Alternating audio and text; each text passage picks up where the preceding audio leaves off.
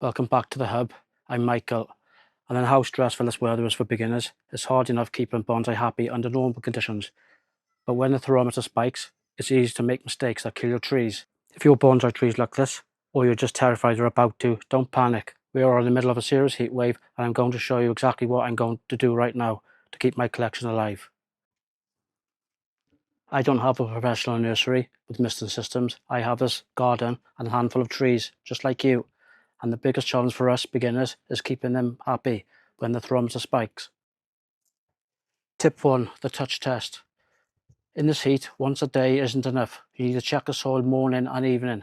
If this topsoil feels dry, water it. Don't wait for a schedule. Tip 2, shade is your best friend, even if your tree loves sun. That midday heat is different. Move them into a spot with afternoon shade.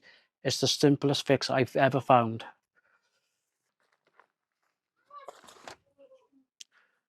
Tip 3, boost the humidity around the roots. If you don't have a moisture tray, a simple tray with some pebbles and water does the trick. It creates a little microclimate that keeps those roots cool. Heat waves are tough, but with these small adjustments, your trees will pull through. What are you doing to handle the heat? Are you moving them inside or shading them? Let me know in the comments below. I'd love to hear your tricks.